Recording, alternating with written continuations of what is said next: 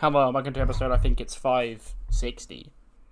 Is it 560 or is ECW? 560 or 561 of the TEW 2020 Challenge run. This is going to be SmackDown for week 3 of December 2023, the final SmackDown of the year. And we're fresh off the heels of Armageddon, that big Armageddon Hell in a Cell match, which Io Sky retained her Women's Championship in. I think the only thing we've got announced tonight is The Miz versus Bronson Steiner.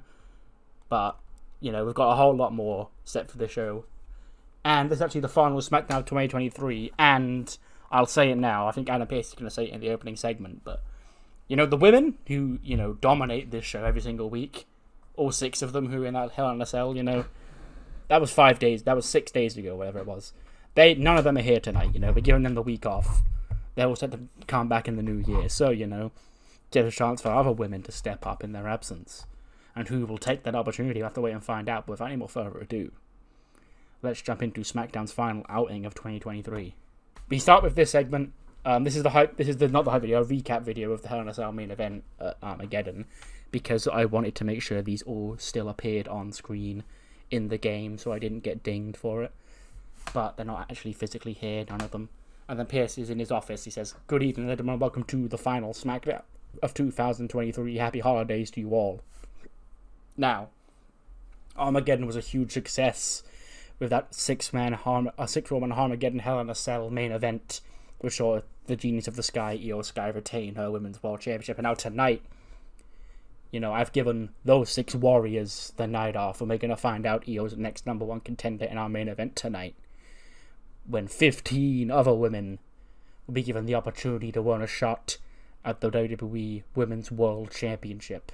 And Cammy does walk in, and she goes, "Pierce, you know, it's going to be nice to not have a side of your hair this week. I mean, well, you have no hair, but you know what I mean. But I hear you right, you know, the next challenger for the Josie Judas, the woman who would be to my right, the Women's World Champion, Io Sky, is going to be determined in a main event tonight." Pierce goes, "That is correct." And she goes, "And that's a main event without, you know, Dakota, Utami, Bianca, Candice, and Asuka in." And he goes, "That is correct." She goes, "I was just making sure, you know, I understood. Have a great evening, Mr. Pierce, and happy holidays." And then she walks out, and he's like, What's she planning? You know, I don't trust her." The aforementioned Bronson Steiner versus The Miz match is actually the opening match of the night, which sees Bronson Steiner does defeat The Miz in 10 minutes and 1 with a Steiner recliner. 67 for The Miz, 77 for Bronson Steiner. He was off his game. He should be doing better than that, but whatever, I won't hold that against him. After that, though, he does take the mic, and he goes, "Is that the best you've got? Huh? I want real competition. You give me The Miz." Now, I knew I was going to walk all over The Miz, because I'm the most badass man here on the SmackDown roster. There's nobody on this roster that can defeat me. 2024 is going to be the year of Bronson Steiner, where I finally break out. And if there's anybody back there who begs to differ, anyone back there who fancies coming out here and getting their ass kicked, then do let yourself be known. Exactly what I thought. Nobody back there has got the balls to step.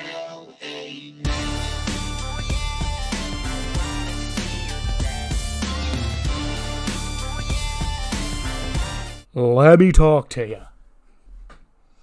Bronson, you know, you're very impressive. You're a mighty fine young man. In fact, I was down there with you when I saw you first break into this industry. Me and you were both at the performance center. We actually overlapped for a couple of months there. And I knew from the day that I met you, before I even knew that you were, you know, blue-blooded in this industry, that you were going to be special. But there's only one man on this roster who's more special than even you, Bronson Steiner, and his name, it ain't Seth Rollins, nah, it ain't even Daniel Bryan, and sure as hell, after last Saturday night, ain't Swerve Scott, and ain't Ilya Dragunov, not a chance. It is the man who stands on top of the mountain here on SmackDown, the man with the World Heavyweight Championship around his waist and the people by his side, as he says, with everybody saying, L.A. Knight. Yeah. Bronson Steiner last goes, yeah, let's give it up for your world champion. You know, I love saying yeah too. But, you know, you're only as tough as your last opponent, LA Knight, and sure, you know, Swerve and Ilya, they really put you to the test. But I'm a man on a mission right here. Nobody's stopping through my way. You could put 10 brick walls right in front of me and I'd run through them all. On LA Knight, you're not a brick wall. You're a fragile old man who's looking to live his 15 minutes of fame. Because don't get me started, LA Knight. You've been a world heavyweight champion. That's mighty impressive. But when it's all over, you're going to be a trivia question. You know, Bronson Steiner, who goes down as winning the most world championships in the history of WWE. Who did he defeat to win his very first? And when the time comes, the answer to that question will be L.A. Knight. Yeah. And Bronson Steiner sort of walks off. And like, no. I ain't done with you, dummy. Get your dummy ass back in this ring. You see, you don't dismiss yourself from L.A. Knight's ring. I tell you when you can leave. And I ain't done cooking up your ass. Yeah. Now you see, Bronson. You know, I hear what you're saying, you know. I may be a late bloomer. You may be an early bloomer. And you've certainly got the longevity in this industry to last longer than I have. That's just a fact of life. But one thing that is for sure is that makes me want this a whole lot more, because I don't know if I will ever get this opportunity again. Bronson, you will. So if you want to pick a fight with LA Knight, you better make sure you know who you're stepping up to, because you ain't stepping up to what you call a fragile old man on his last hoorah run. You're looking at the megastar, the one and only, finally given that opportunity to showcase what he can do. And a man who knows these people are at his side until the day I drop this championship, and that's a whole other struggle. But I tell you what, Bronson Steiner, you're a cocky youth, and I've got to give you credit. But that man that takes this championship off me is going to be somebody who wants it more than I do, and that ain't you, kid, because you feel like you feel like you deserve it and you should be handed it. So when it comes time for me and you to step in the ring, LA Knight will put your ass down and prove that while you may be badass, you're above all immature, in over your head, and not quite ready for the big time. Yeah. Now you may leave. And Bronson Steiner, he then goes to leave, but LA Knight, he then turns around and jumps LA Knight from behind. That's beating him up. Goes to lock him in the Steiner recliner. LA Knight tries to fight out. He delivers the punches. Goes, yeah. And then Bronson Steiner does end up retreating away from LA Knight. Then come back to the Queendom room. You know, but empty. You know, 50% of the people in this room were in Hell in a Cell. So, you know, they're not here. It's just Tegan, Piper, and then Cammy walks in. She goes, Tegan, you know, Piper, you know, great to see you. So I just got the word from Adam Pearce that tonight, you know, we've got the opportunity to crown Io Sky's number one contender in a battle royal. 15 women on SmackDown looking to get that opportunity. Tegan goes, you know, that'll be great, you know, but let me guess, you want us to enter that Royal Rumble and win, not Royal Rumble, Battle Royal and win, so, you know, we can have Io's challenger in the back pocket. So that, you know, should the winner be one of us two, we won't be a threat to Io, and we can either never use the opportunity, or you can hand it off to Io herself. And Cammy goes, I was going to say, you know, just keep an eye on everybody out there, you know, and whoever wins, you know, we need to make sure we give Io notice so she can put her in the dirt. But I like your idea better, Tegan, you know. Maybe you have got more brains to be more than just a mascot. I'll tell you what, little mascot, if you want to prove your worth to Io, which you've already disappointed her 3 times already, you'll win this Battle Royal tonight. And then maybe, just maybe, your championship won't be Io Sky's Women's World Championship. It'll be no longer being our little mascot girl. But if you lose, we might even get you a cute little costume to go with it. But good luck tonight.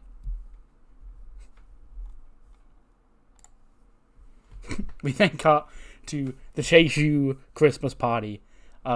Andre Chase, Bodie Hayward, and Shane Reynolds are the only people there because, you know, the girls are in the Battle Royal tonight. And, you know, Shane Reynolds, he's wankered. You know, he's already drunk all those beers that Bodie got him for Christmas. And he goes, boys, it's been an up and down year for Chase University this year.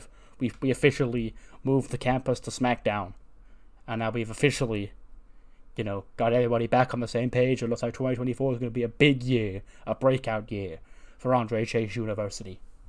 And Keith Lee walks in. He's in like security gear, and he goes, "Greetings and salutations, Mr. Chase. I thought I had to stop by, you know, and congratulate you all on a wild roller coaster year for Andre Chase University." And he goes, "Keith, what's your job today?" And he just points to the Chase like, "Can you see security for this, you know, this place you've rented out for this party?"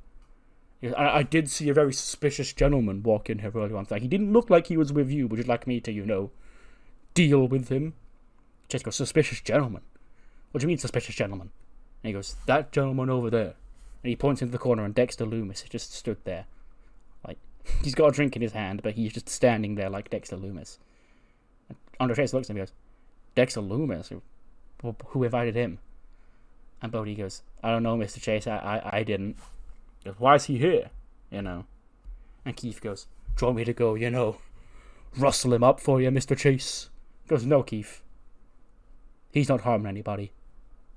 Let's just keep an eye on him. If he starts to kill the mood, toss him out." And Keith's like, "Noted. Enjoy the rest of the Christmas party, Mr. Chase. And you're welcome for all I've done for Chase University, which included bringing you up to SmackDown here in the first place, you know. We've got a lot, me and you. I feel a connection here." And Chase goes, "Don't push it, Keith." 72. You know, for the mishmash of tag teams that are in this match, I guess that is fine. It's a 4-way tag team match. Winners will face Kevin Owens and Sami Zayn on SmackDown in 2 weeks, the first SmackDown of the new year. And that team is actually Death from Above, who defeat Hit Row, the French Connection, and Aussie Open when Grand Metalik pins Idris Inoue with the Metalik driver. Looking at these ratings, I definitely picked the right team. 63 for Bad Sawyer, 68 for Kylan Rogers, 59 for Malik Blade, 53 for Idris Inoue, 69 for Top Dollar, 70 for Shanky, 92 for Grand Metalik, and an 83 for Lince Dorado. You know, they were the Trios champions for longer than I anticipated for them to be the Trios champions for, but their presence has really given a shot in the arm to SmackDown's tag division, let me tell you that. We then cut back, speaking of SmackDown's tag division, Kevin Owens and Sami Zayn are watching, you know, backstage, when Kayla walks up and she goes, "Kevin, Sami, you know, first of all, congrats on your defense against the Creed brothers at Armageddon, and now you see your next challenge right around the corner already. Metalik and Dorado of Death from Above, how are you feeling?"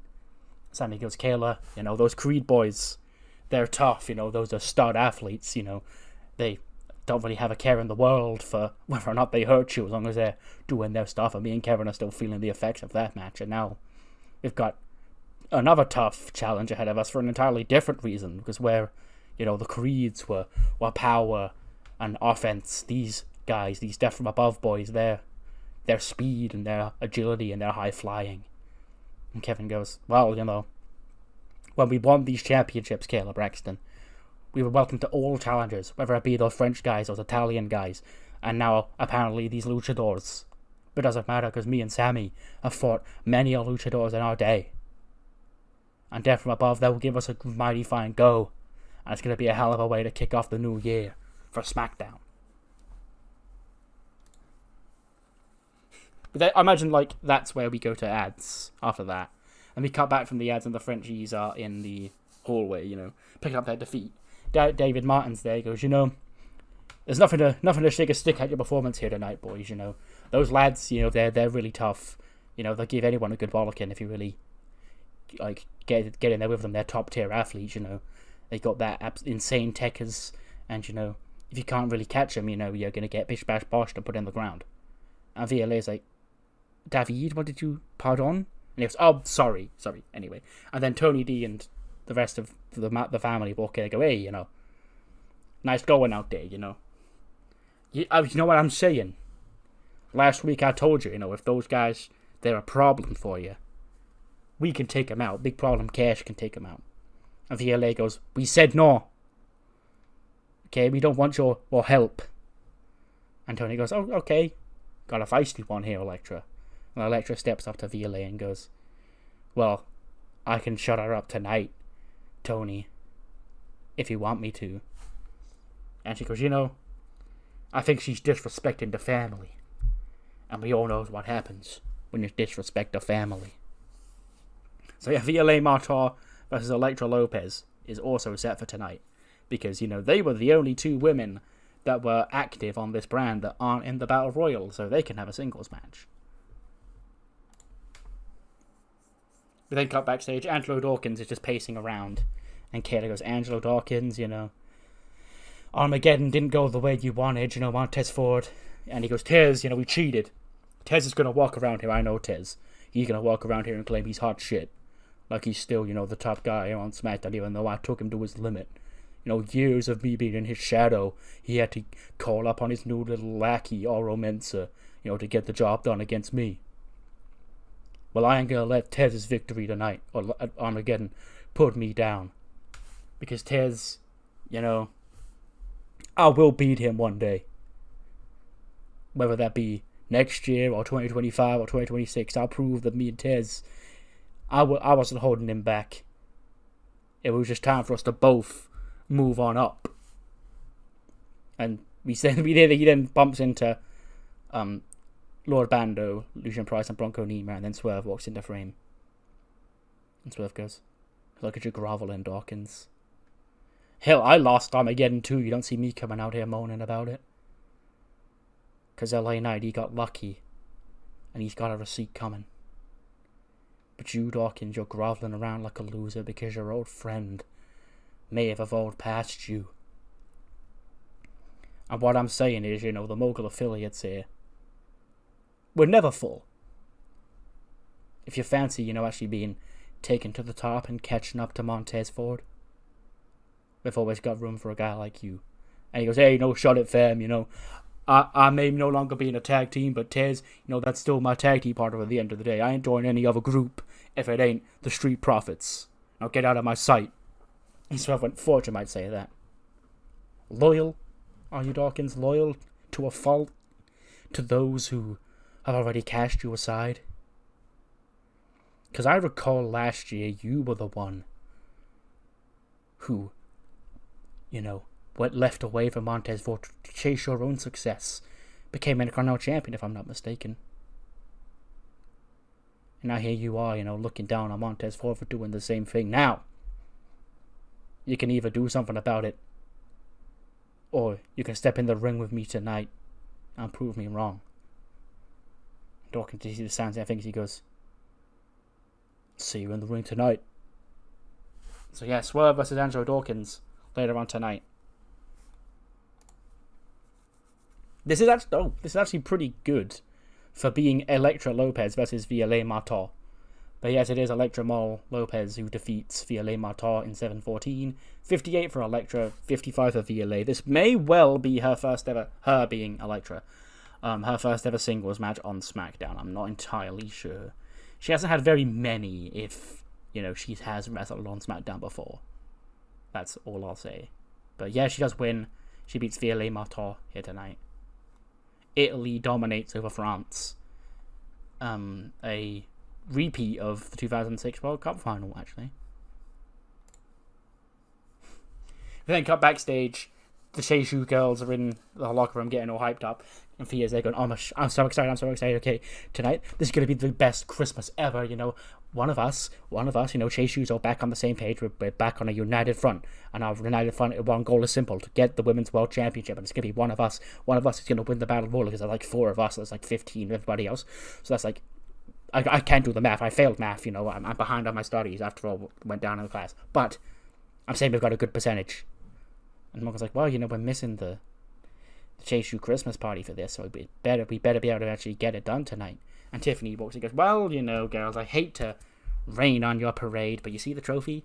See the trophy? Women's Division MVP. I got that back, I went through hell and high water in woods, in skanky Scotland in the middle of December. It was gross. I don't even advise it on people like you, losers like you. But you'll win over your head because you're not winning the Battle Royal tonight. I am. And when Io gets back here, she thinks that the show revolves around queendom. Well, the trophy doesn't lie. I am the center of the universe. We all know it revolves around moi. Then Naomi and Shantae walk in like, hey, Battle Royal, I've got a knack for those kind of matches, over the years. I've avoided elimination in many creative ways, and when it comes to becoming women's champion, I'll do whatever I can to make sure my feet don't hit the floor. So you may be in over your head, Tiffy. So yeah, just a quick hype segment between a bunch of women in the match to, hype up the main event Battle Royal. What I will say is, the Battle Royal is the main event that's going to get like an 80 rating, but there is a match between Pete Dunne and Daniel Bryan later on tonight, which is the semi-main, that may well get a 99. So, realistically that should be the main event, but canonically I didn't want it to be. So, it is what it is. We then see Trick Williams backstage talking to Nick Aldis. And Aldis goes, Trick, I assume you watched Raw. He goes, yeah, I did. I watched Raw. Aldis, what did you tell Mello? And he goes, what do you mean, what did I tell Carmelo Hayes? Well, Mello, I invited him here tonight, to get to the bottom of this whole thing about who took me out before Survivor Series. And Mello, well, when he was asked, he said he was busy. Well, I know Mello, he's my brother. He ain't busy. He's too busy trying to, hold Randy Orton accountable. And if he can find out Randy Orton's guilty, I'm good on that one. Randy Orton, he'll probably kick my head off. And he goes, Trick. All we said to Carmelo Hayes was, Trick wants you over on SmackDown to, resolve this issue. If he said no, then he either really is busy, or maybe he's hiding something. It's up to you to determine which one it is. And then he walks off. And he goes, Melo's busy? Why did Melo not tell me he was busy on a Friday night? Is that why he don't watch SmackDown? Is that why he wanted to leave SmackDown? Oh, the plot thickens. 82. Swerve and Andrew Dawkins have a decent match. Swerve wins. It's another good showing from Andrew Dawkins that he loses. But, yeah. He's rubbed shoulders with, the former World Heavyweight Champion and now the former number one contender for the World Championship in less than a week, so he'll be alright.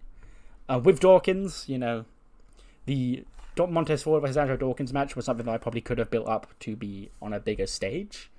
But TEW hates Angelo Dawkins, really. He's got, the case of the Oney Lawkins, where he's hit a brick wall at 70.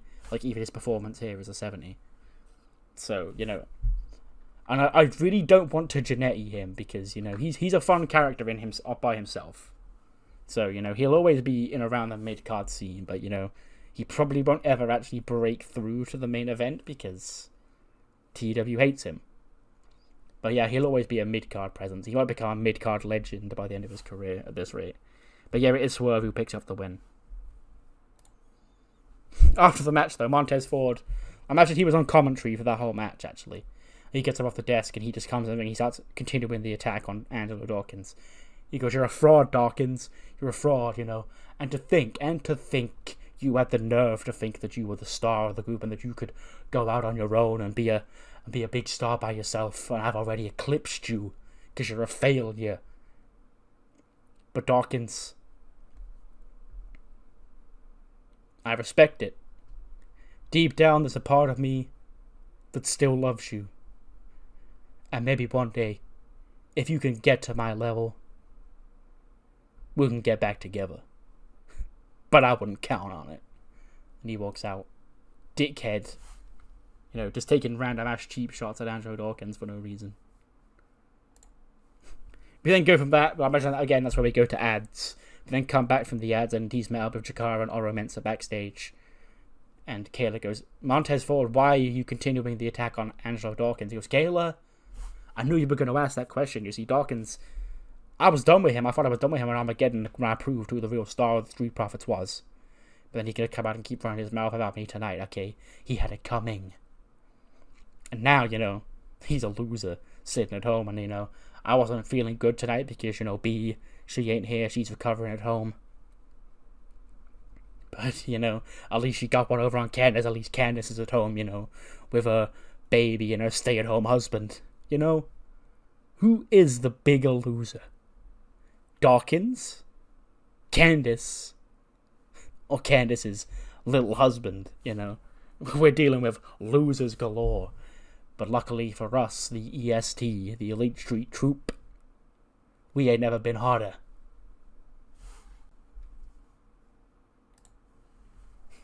Ilya Dragunov promo.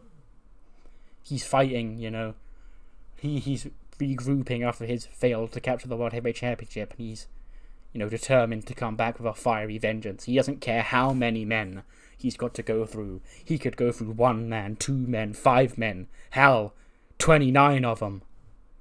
It doesn't matter.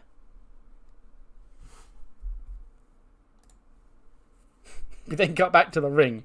Samoa Joe, who's the SmackDown color commentator, is in the ring with some local woman named Eva Dealey. Ladies and gentlemen, the woman in the ring is Eva Dealey, getting a big break here tonight for WWE. And she goes, "Oh my god, I'm so excited to finally be in WWE, but unfortunately I've got to make my debut here. And in front of these disgusting fans. But luckily for me, all of the women on this show are in the Battle Royal.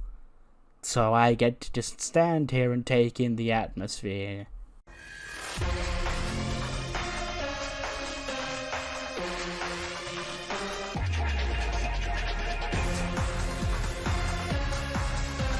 Out comes Florence. Florence has been he's been cleared, and she storms into the ring, and then we do get an impromptu match. Florence defeats this local jobber in 1 minute 52 with rain flow.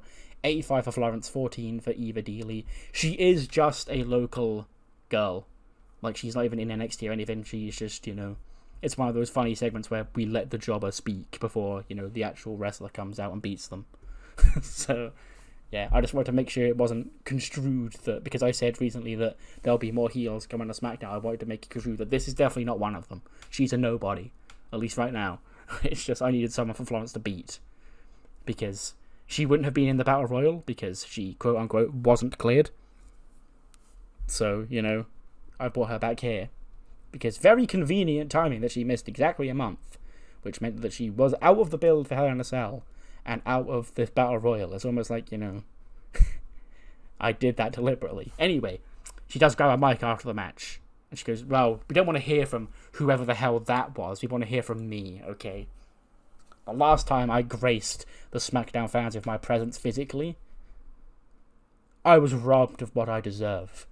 I carried Money in the Bank around for many months, and I probably should have seen the warning signs. But EO, you walked out of Hell in a Cell, still champion. And tonight we're going to find out your next contender. And it's not going to be me, because I wasn't cleared until I got to the building tonight. But I'm going to let you in on a little secret that I said last week and 2 weeks ago. Whoever wins the Battle Royal tonight, EO, you have my blessing to beat them. Because your next challenger after that will be me. When I once again earn a guaranteed shot at your championship by entering and winning the 2024 Women's Royal Rumble match. See you soon. Yeah, big announcement. The first woman announced for, the next year's Women's Royal Rumble. Because SmackDown is the only show without a pay-per-view before the Rumble. So they can start firing off their bullets early. Florence is in the match. Women's Rumble. She's the only woman we know so far. Then cut backstage, William Regal's with the Creed brothers. To say, defeats. They're part of this this weird game we call professional wrestling, and I just want to make sure that, your heads, they're not really out of sorts after a loss to Kevin Owens and Sami Zayn, two of the greatest to ever do it. And then Nebo Barnes and Rufus Hamilton walk in, just them two. Because Buster, I mentioned a while ago, he took a film role. He has left for that now. He's left today. So I could keep the Revolution off TV until he's back, or I could run just Nebo and Rufus as a tag team until then. And I'm going to go with that one, because Buster is, clear. He's accidentally become the leader of the group because of how popular he is compared to them. So this will give them a chance to maybe get their pop-up to be on par with him when he comes back. But, they want to prove themselves, and they fancy a match against the Creeds. And then it's announced that, in 2 weeks' time, on the first Raw of 2024, Nebo Barnes and Rufus Hamilton of the Revolution will face the Creed brothers in tag team action. 98, okay. Not quite a 99, but yeah. Again, this realistically should have been the main event, but wasn't, because I, for lore reasons, wanted it to be the Battle Royal. But Daniel Bryan does defeat Pete Dunne in 1937 by submission. Not by submission, he passes out in the lapel lock. After, Miles Bourne hits him, behind the referee's back. 95 for Bryan, 88 for Pete Dunne. After the match, Bryan does grab a mic and he goes, "Pete, I told you it didn't have to be this way. You dared to step up to me and try and get your United States Championship back yourself, and look what happened, Pete. You cost not only me the United States Championship, but yourself. Now, I've brought Miles Bourne to the very top, and I could help bring you there too. But for now, it's not about you, Pete, it's about me. And I've got a bone to pick with another man. Seth Rollins, get your ass out here." Out he comes. And he goes, "Bryan, for once in your life, can you shut up? It feels weird that 10 years ago, me and you were both here on the same roster, and these fans, they loved you. They adored you. You were the yes movement. You were their hero, yes, yes, yes, yes. And now, 10 years' time, and it feels like they've moved on from you, and you've made yourself bitter because of that. What? Because these fans, they prefer a guy like LA Knight? Instead of yes, it's yeah. Does that bother you, Bryan? Because you still walk around here thinking that you're the best in the world. You're not. I'm the best. I'm the best in the world." Bryan goes, "You think you're the best in the world, Seth? I beat Kazuchika Okada in the Tokyo Dome. That makes me the best in the world. So how about it? Why don't you put your money where your mouth is?" I was going to say on 2 weeks' time on the first SmackDown of 2023 or 2024, but I'm going to be busy there. I don't know if I'm going to get a flight back in time. So how about it in 3 weeks' time, the second SmackDown of 2024? Daniel Bryan, Seth Rollins, 1-on-1, and Seth, that match will be a great warm-up for me, because after I win that match, I'm going straight to Chicago, and I'm going to win the Royal Rumble, and there's not a damn thing you can do to stop me. Seth goes, "You want a match, Bryan, okay? You got your Mr. Big Busy Boys, okay? Going over to Japan, first week of the new year. But I'll be waiting for you to get back. And I'll be waiting for you in Chicago. Because, after I beat you on SmackDown, if you're still claiming you're the best in the world, well, me and the best in the world, I guess, will go 1-on-1 face-to-face in the Royal Rumble. And I guess I'll have to eliminate him." And Pete Dunne pipes up and goes, "Listen, Seth, I beat you. And Bryan, you beat me. As far as I'm concerned, we're all even. So if you two are entering the Royal Rumble, I am as well. And I'm going to win it. And I'm going to become World Heavyweight Champion, like I did earlier this year. But this time it will last a whole lot longer than 5 minutes.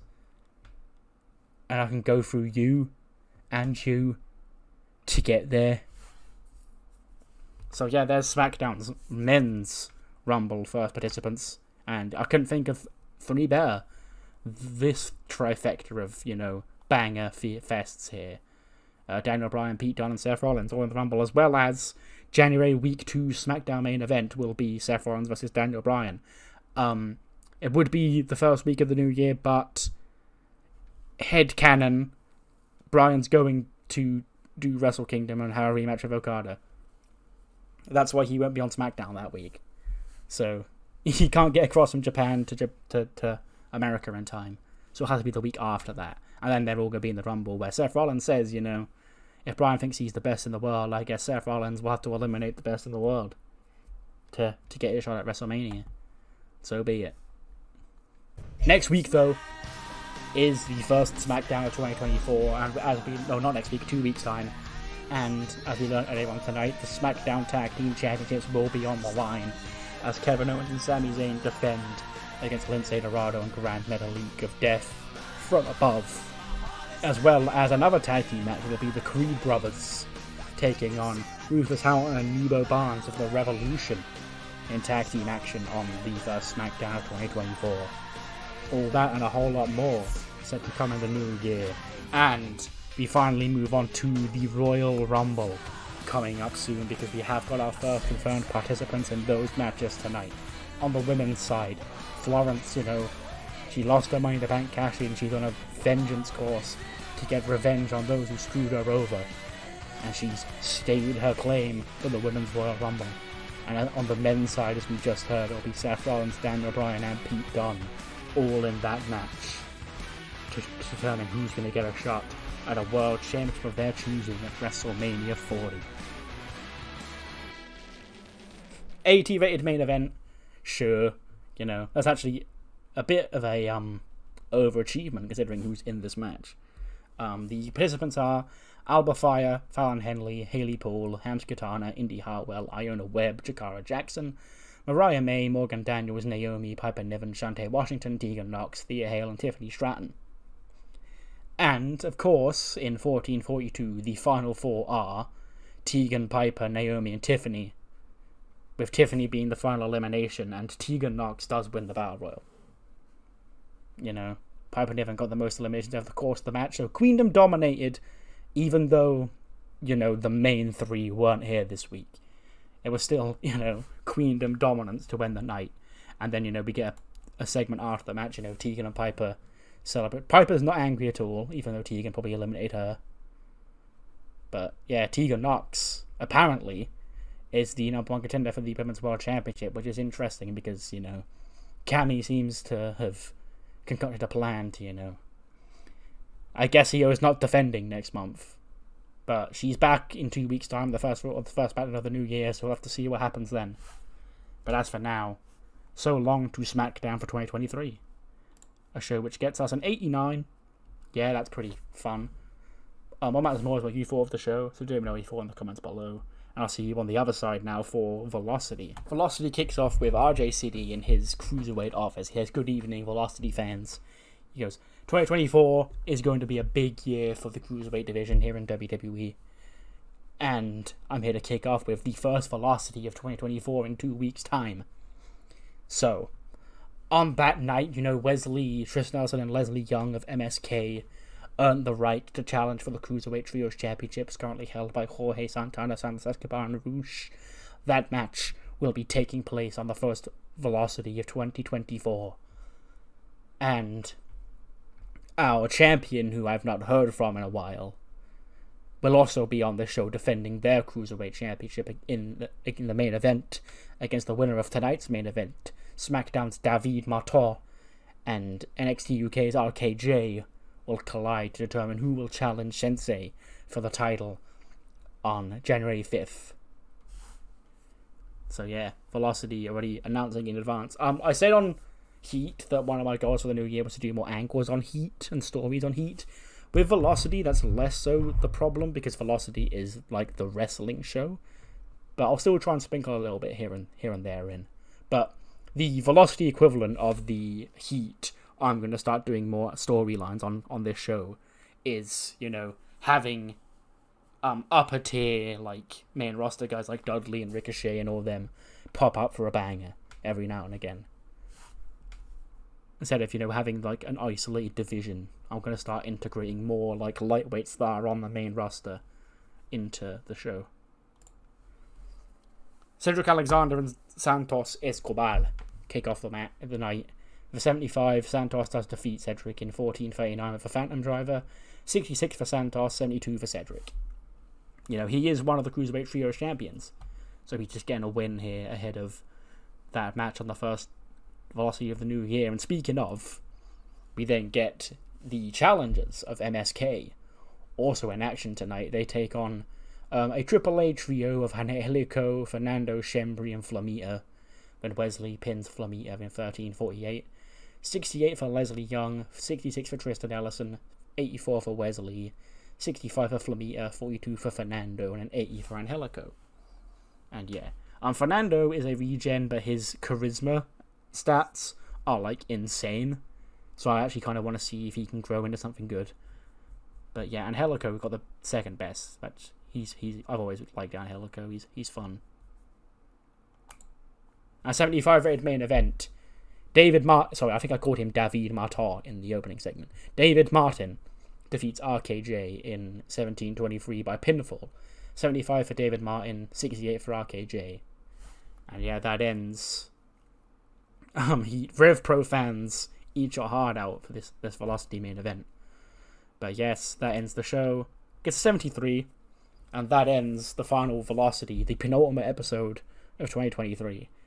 The only show left of this year will be ECW's Holiday Hell pay-per-view, which will be the next episode.